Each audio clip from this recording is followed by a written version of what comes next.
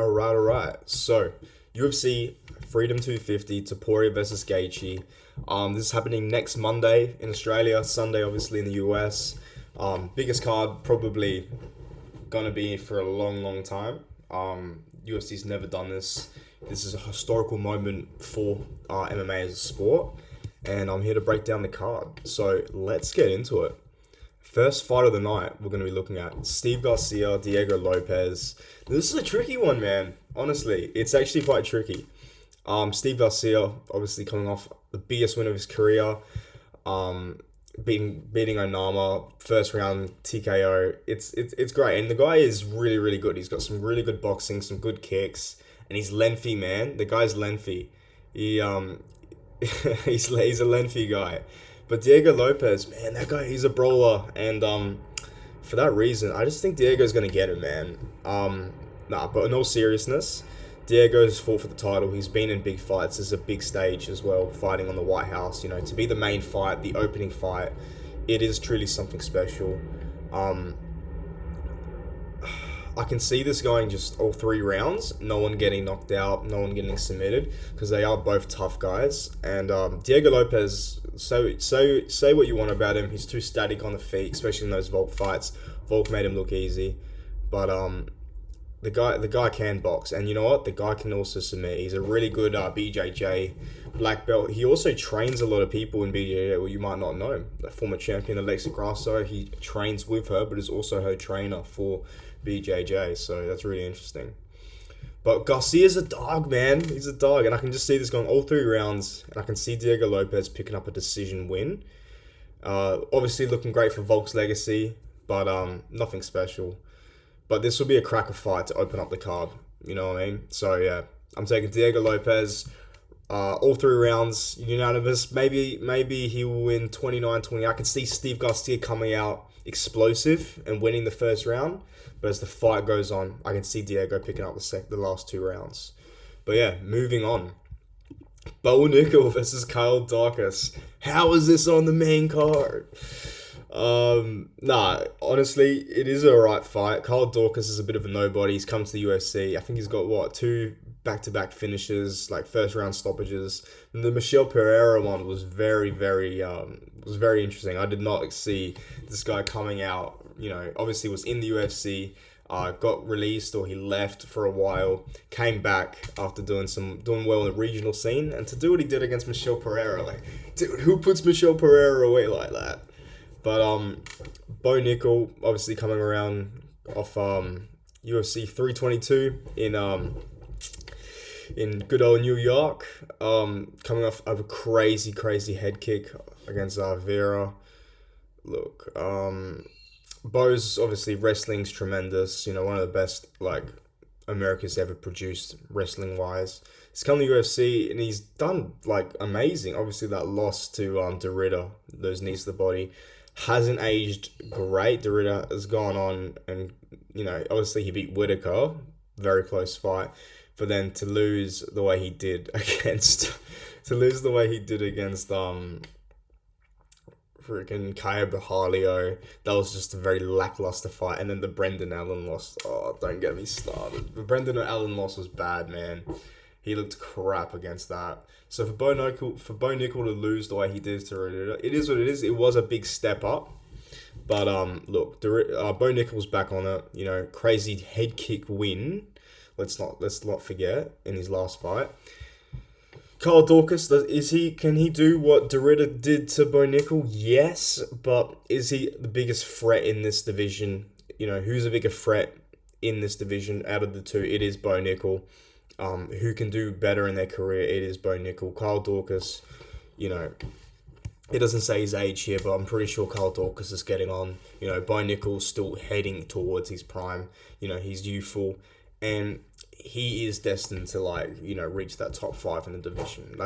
I don't see Kyle Dawkins ever being a top 5 middleweight, let alone maybe being a ranked middleweight, full stop. So yeah, I say Bo Nickel gets this done. I reckon he gets it done by finish. I'm gonna say in later rounds, I'll 2 or 3, and I reckon it's gonna be by TKO. I don't think he's gonna submit Dorcas. I think Dorcas is ready. He's ready for the wrestling. He's ready for that type of stuff. But I feel like Bo Nickal's pressure, and then obviously mixing it up with the striking, the wrestling. I reckon he's just gonna catch him, man. I reckon he's gonna get him. So I'm taking Bo Nickal by a later round 2 or 3 TKO finish. Moving on. Oh god. Michael Chandler, your time has come. There's no way out of this one. Listen, Maurizio Rufi. Oh, look, he's the McGregor 2.0. He's our McGregor of our generation. Fights exactly like him. And Michael Chandler's been wanting that McGregor matchup. He's been wanting McGregor, and he's not gonna get it. So he's got a fighter with worse name value than McGregor, but 10 times the fighter right now of McGregor. He's active, he's in his prime, he's in his peak, his striking's phenomenal. And man, Chandler got chinned in his last fight.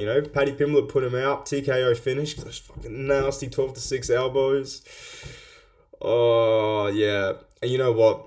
No one's really keen to see Michael Chandler pick up a big win these days. Everyone wants to see, because Michael Chandler's got that name. So we want to see these bigger fighters that are coming up, okay? And they're still working on that name value.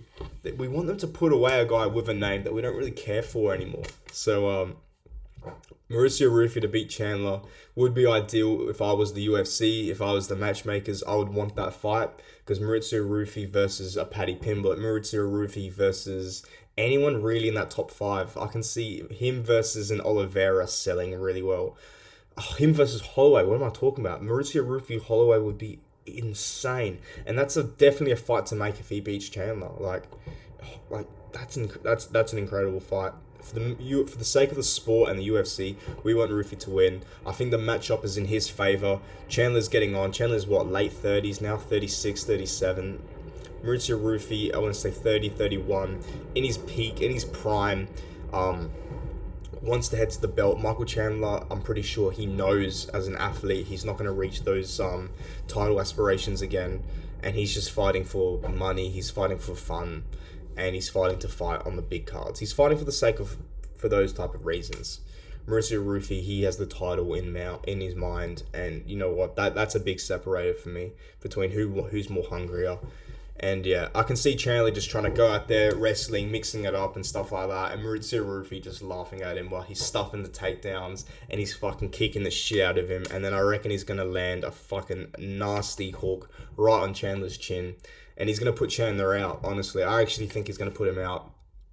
Maybe not a KO, but I can see TKO and Chandler's covered in blood and he's trying to grab the fence and he's grabbing the ref. Yeah, I can see one of them. Mauricio Rufy, I want to say round 2 or 3 TKO again.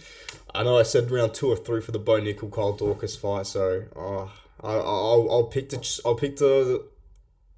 round 3. Mauricio Rufy, Michael Chandler, round 3 TKO for Rufy. Let's get into the next one. Josh Helker versus Derek Lewis. Am I right, Miami? Look, this is more interesting than it is to the naked eye. Okay, Derek Lewis. Let's not beat around the bush here, man. Derek Lewis is a quitter, dude. He's a quitter. And one thing Josh Helker isn't is he's not a quitter. Okay, him or Blades, those guys can't quit. Obviously, Josh Helker, quick turnaround. What was it now? In April, he came off arguably the best heavyweight fight I've ever seen, of all time. Probably the best heavyweight fight ever. Him and Blades went at it for 3 straight rounds, striking completely, bashing the shit out of each other. Josh Helker, for me, clearly won at least 2 rounds in that fight. And obviously took home a deserved win, fighting a guy who's ranked higher than Derek Lewis as well. But man, Derek Lewis, obviously Trump's favorite fighter. That's why he's on this card. Most knockouts in history in the UFC. And obviously Hokut knows that. Hokut knows it's not that type of fight to rush in and just do a striking battle on the feet like that where you're in close. Because if Derek Lewis gets one hit on him clean, Hokut's done. And Blades landed some clean punches on fucking Hokut, and Hokut could take him. Blades does not hit as hard as Derek Lewis. I'm sorry. But Hokut's smart. Hokut knows. I watched one of his interviews, and he admitted that he's like, I know I can't get touched by this guy. So, but you watch, I'll make it easy because Derek Lewis is a fucking quitter. And you know what? I back that. I back that. And if he beats Derek Lewis, he's looking real close to a title shot, if not one more. I reckon you throw him against a Volkov or something after this, Hoka versus Pavlovich, and then the winner of those type of fights do get the title shot against the winner of the co-main. So or Aspinall, we'll see. But yeah, this fight here will be very fun to watch. I can just see Hoka just dominating him with pressure, grappling. I think he's going to have to use some grappling in this fight. Obviously, Hokut's a great wrestler. For Bo Nickel as well on the when they were back in the double C, double NA, RAA wrestling days. But yeah, I can see Hokut mixing in takedowns and stuff, using his grappling more than he did in that Blades fight. And yeah, TKO finish for him against Derek Lewis. Derek Lewis quitting. Yeah, I can see a fight going ahead like that. Let's move on. Sugar Sean O'Malley versus Ayman Zahabi against what is going on my screen? Against Ayman Zahabi, aka Ariel Helwani. If you know, you know. Look, O'Malley coming off a great comeback win. He needed that after those last two losses. Beats Song Yudong, which is a win that's just aged really, really well. Song Yudong picking up a round 2 finish. Just the other weekend over Davidson Figueiredo. So, yeah, that win's aged pretty good. O'Malley obviously looked really, really good in that fight. Very close fight. Song Yudong's no joke. He's a thick, dense bantamweight. But O'Malley, cleaner striking. When you compare it to Ayman Zahabi, Ayman's getting on, it doesn't say here, but Ayman's in his mid to late 30s again. Maybe 34, so maybe not late, but yeah, definitely mid 30s. O'Malley's still in his prime. If you look at O'Malley, I think he's only 30, 31. It's crazy to think how young he is, and he's been around for that long still. But yeah, I can just see Ayman Zahabi, his last fight was against Chito Vera, and it was he arguably lost it. I-40 won, but he arguably lost it. It was 2-1 in his favor for me, but a lot of people were calling that a robbery. And I just don't think his striking's as good enough as O'Malley's. Yes, he'll try and mix in the takedowns and wrestling. Can he do what Merab did to O'Malley? I don't think so. Not at all. I don't think he's that level. I think O'Malley is improved a lot after that Song Yudong fight. He's improved with confidence as well. And if he comes out to Superstar as well, you know what I mean? I can see him putting on a really, really nice striking clinic here.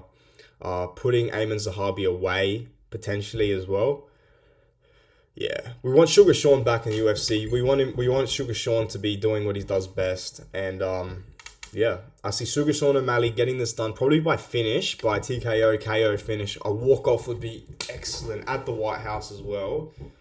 Whoa, that would be excellent. Will it happen? I don't know, but that's what we want to see. So Sean O'Malley, by TKO, KO. Let's just say walk off KO, and I'm gonna say round 3. I'm gonna say round 3 again. I reckon the first 2 rounds he's lighting Zahabi up. Zahabi's still in it. He's still trying to get takedowns. O'Malley's maybe stuffing them. Maybe gets taken down once, gets back up. Round 3, Ayman's trying to look for that takedown. He's getting desperate. O'Malley clean left hook. Chins Zahabi, bit of a walk off. Zahabi's still conscious but on the ground, but not really getting up, and the ref's just yeah, you're done. O'Malley, that's what I'm picking. O'Malley, round 3, TKO, KO, walk off. Let's go to the next one. Poatan. Alex Poatan Pereira versus Cyril Gane for the interim heavyweight title. Alex Pereira obviously going for his 3rd belt.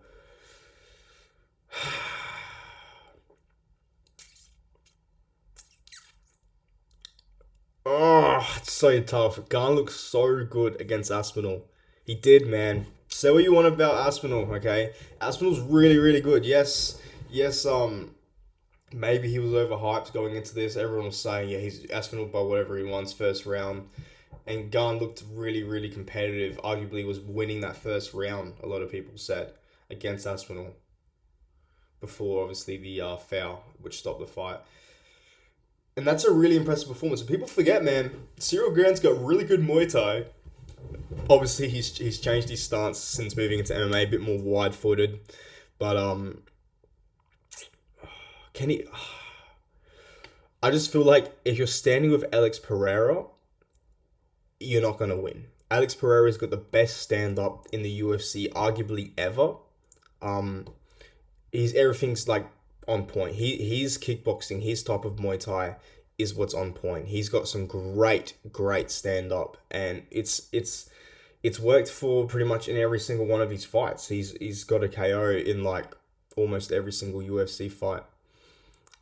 Because idiots is trying to stand with him, and even when they're trying to take him down, he showed really good takedown defense to stand up and put people away, and it's only getting better with time. So if Gane is trying to initiate takedowns and stuff, is it gonna work on Pereira? He's been there now. He's been in the UFC for a while. He's faced those takedown threats with Ankalaev, with Jan Blachowicz. I just feel like either way, Pereira does finish Gane. I can see this going all 5 rounds and it being a bit of a lackluster fight, but I reckon Pereira is here to do damage, and I reckon he finishes Cyril Gane. It's all 5 rounds. I can see a later round finish, maybe round 5 even. I don't know what's going on with me, these late round finishes, but that's the way I see these fights planning out. I think there's going to be finishes on this card, but a lot of these fights do have like quite competitive matchups. But I do have Alex Pereira by probably a round 5 KO against Cyril Gane. And yeah, that's my honest take. Pereira's looking massive for this fight. He's put on so much weight to get to heavyweight. He's looking thick. He's looking dense. But we'll see, man. I think I got Pereira winning this. Obviously, Pereira wins. He fights Tom Aspinall. Massive fight to make. And yeah, I'm just very excited. This is my main event personally. But yeah, I got Alex Pereira, round 4, round 5. Probably round 5 KO is my prediction. And yeah, let's head into the next one. Justin Gaethje, the time has come. There's no going out. There's no running way out of this one. Listen, Topuria, best fighter arguably in the UFC right now.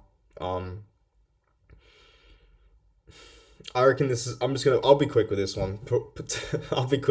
Topuria beats Justin Gaethje by round 1 or 2 KO, not TKO, KO.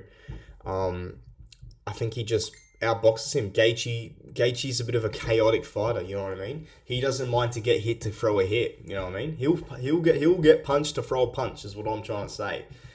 And that's worked with him for a lot of fights. A lot of fights it hasn't as well. Again, trying to cut in too close to Oliveira, gets knocked down, gets choked out. Topuria could win this fight by submission. I'm not ruling that out. But I think the way Topuria fights and what he's hungry for is to knock out a guy who is a knockout artist. And that's how Topuria rolls. He wants to submit guys who are great at submissions. He wants to knock people out who knock other motherfuckers out. And that's the way he rolls. And for that reason, I think Gaethje's obviously getting up there, 35, maybe closer to 36 now. Topuria in his prime, in his peak, obviously a bit of a layoff. He's had just over a year off since his last fight due to personal issues, but he's back. He's looking in incredible shape. I'm sure they both are, but Topuria is looking super ready. Mainly he's done his fight camp in Miami, in America. Yeah, I'm really keen for this, but I think Topuria gets it done by knockout. Full credit to Justin Gaethje if he gets the win on the White House lawn in this fight, but I reckon everything about this fight plays into Topuria's factor.